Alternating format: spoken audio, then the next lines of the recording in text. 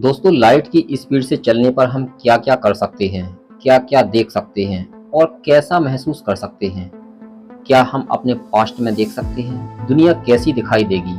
नमस्कार दोस्तों, मैं ओम प्रकाश गुप्ता और आप देख रहे हैं स्पेस जीके 17 चैनल। दोस्तों, वीडियो शुरू करने के पहले हम लाइट के बारे में कुछ महत्वपूर्ण तत्व जान लें।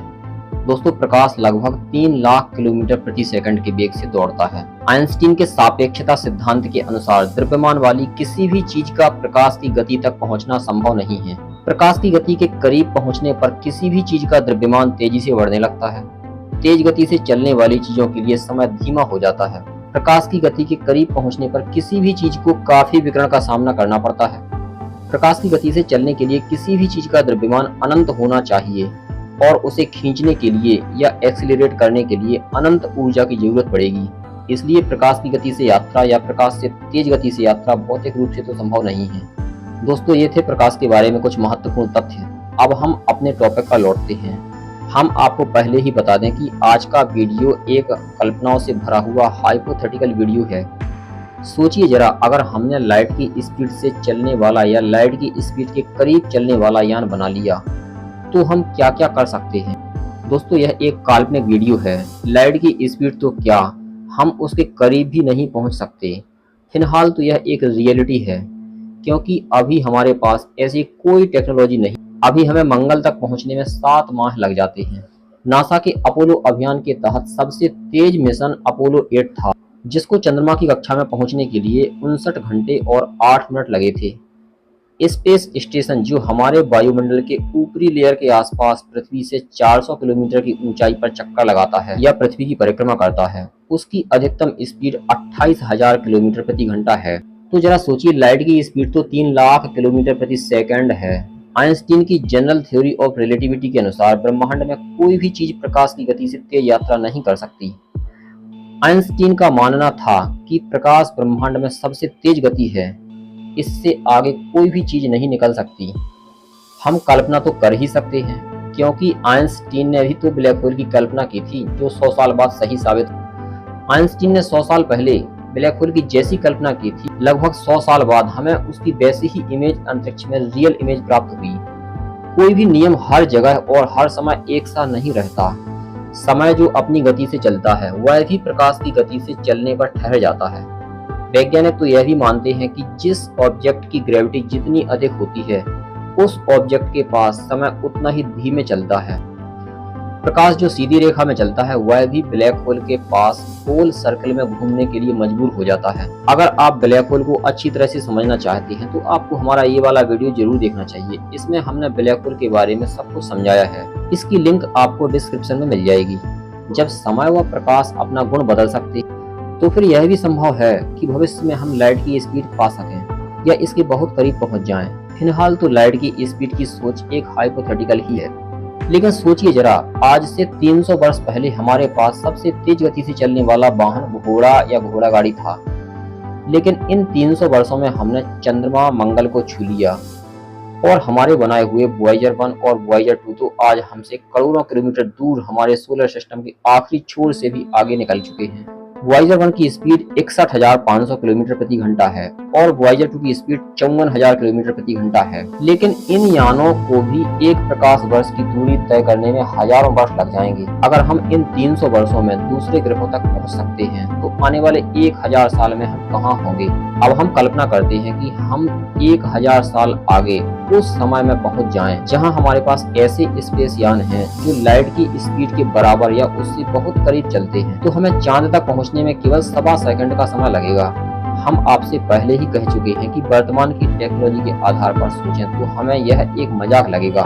लेकिन अगर आप समय यात्रा कर पाते और आप 1000 साल पीछे पहुंचकर लोगों को बताते कि आने वाले समय में हमारे पास एक ऐसा यंत्र होगा जिससे हम दुनिया के किसी भी कोने में बैठे व्यक्ति से बात कर सकते या उसे देख सकते हैं। यहाँ हम मोबाइल की बात कर रहे हैं, या आप उन्हें बताते कि भविष्य में हम 200 से 400 लोग एक साथ एक विमान में बैठकर उड़ सकेंगे, तो वो भी ऐसे ही विश्वास नहीं करते जैसा हमें भविष्य की खोजों पर विश्वास नहीं हो रहा। लेकिन जब हम थर्ड सिविलाइजेशन बन चुके होंगे और हमारे पास लाइट की स्पीड से चलने वाले वाहन होंगे, तो फिर मंगल तक पहुंचने में हमें केवल 182 सेकंड का समय लगेगा। जुपिटर तक पहुंचने में मात्र 34 मिनट 40 सेकंड और 5.5 घंटे में हम प्लूटो को छू लेंगे। अगर हम अपने सोलर सिस्टम के सबसे नजदीक स्थित तारे प्रोक्सिमा सेंटोरी की यात्रा लाइट की स्पीड से करेंगे तो हमें केवल 4.2 वर्ष का समय ही लगेगा और सबसे नजदीक गैलेक्सी एंड्रोमेडा तक पहुंचने में 25 लाख साल लगेंगे। अब हम ये जानेंगे कि जब हम प्रकाश की गति से चलेंगे तो समय पर क्या प्रभाव पड़ेगा। दोस्तों, असल में समय एक भ्रम है। समय वास्तव में होता ही नहीं है। हम इसे घटा या बढ़ा सकते हैं या फिर शून्य कर सकते हैं। इसे हम एक उदाहरण से समझ सकते हैं। माना हमारे पास 2 पॉइंट ए और बी हैं। इन दोनों के बीच की दूरी 3 लाख किलोमीटर है।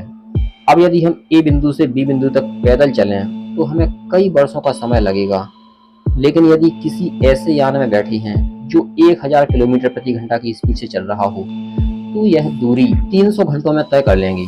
और यदि इसी दूरी को प्रकाश की गति से तय किया जाए तो मात्र 1 सेकंड का ही समय लगेगा। लेकिन कल्पना करो कि यदि कोई ऐसा यान हो जो प्रकाश की गति से 10 लाख गुना तेज हो तो हम ए बिंदु से बी बिंदु तक केवल 1 माइक्रो सेकंड में पहुंच सकते हैं। हम यान की स्पीड जितनी ज्यादा बढ़ाते हैं समय उतना ही कम हो रहा है। स्पीड के एक उच्चतम बिंदु पर ए और बी बिंदु एक ही जगह होंगे और तब समय शून्य हो जाएगा। जब हम लाइट की स्पीड से यात्रा कर रहे होंगे तो हमारे लिए समय भी धीमी गति से चलने लगता है उसकी तुलना में जो पृथ्वी पर होंगे। यदि हम उस यान में 1 वर्ष की यात्रा के बाद वापस धरती पर आएंगे तब तक पृथ्वी पर सैकड़ों वर्ष बीत चुके होंगे, क्योंकि लाइट की स्पीड से चल रहे यान में बिताया गया 1 सेकंड पृथ्वी पर 19.6 घंटे के बराबर होगा। लाइट की स्पीड से चलने पर हमें ऐसा महसूस होगा जैसे हम किसी सुरंग में दौड़ रहे हों, जहां हमें सामने तो दिखेगा लेकिन साइड का व्यू नहीं दिखेगा। इसे ऐसे इमेजिन कर सकते हैं जैसे हम हाई स्पीड कार में सफर कर रहे हों तो साइड की चीजें हमें तेज गति से चलती हुई दिखाई देती हैं, जिन्हें हम स्पष्ट नहीं देख पाते, लेकिन सामने की चीजें साफ दिखाई देती हैं। यान में सफर करते समय सामने के स्टार ब्लू दिखाई देंगे लेकिन पीछे के स्टार रेड कलर के दिखेंगे। लाइट की स्पीड से चलने पर हम अपने सोलर सिस्टम के किसी भी प्लेनेट पर कुछ ही मिनट में आ जा सकते हैं। लेकिन इस छोटी सी जिंदगी में दूसरे तारों तक पहुंचने के लिए लाइट की स्पीड काफी नहीं है, क्योंकि अगर हम अपने सबसे नजदीक के तारे प्रोक्सिमा सेंटोरी तक ही पहुंचना चाहें तो हमें 4 वर्षों से अधिक का समय लगेगा। मतलब वहां तक पहुंचने तक आने जाने में 9 वर्ष खर्च हो जाएंगे और तब तक पृथ्वी पर कई सदियां बीत चुकी होंगी। फिर हम उनमें से किसी से भी नहीं मिल पाएंगे जिन्हें हम छोड़कर गए थे। लाइट की स्पीड से यात्रा के बावजूद हम कभी भी अपने जीवन में अपनी ही आकाशगंगा के दूसरे तारों तक नहीं पहुंच सकते, क्योंकि हमारी आकाशगंगा का फैलाव 1 लाख लाइट ईयर में है।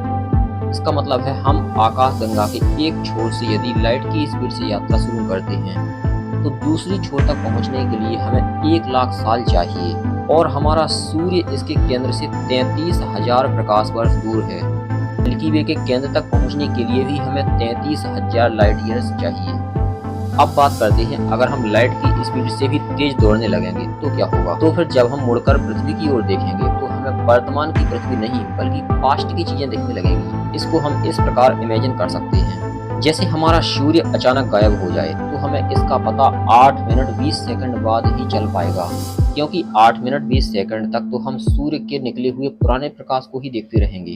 अब इमेजिन करो हम पृथ्वी से 25 करोड़ लाइट ईयर्स दूर पहुंच जाएं और मुड़कर पृथ्वी को देखें तो वहां से हमें पृथ्वी आज जैसी नहीं दिखेगी बल्कि 25 करोड़ साल पुरानी दिखेगी। तब पृथ्वी पर डायनासोर का युग चल रहा होगा।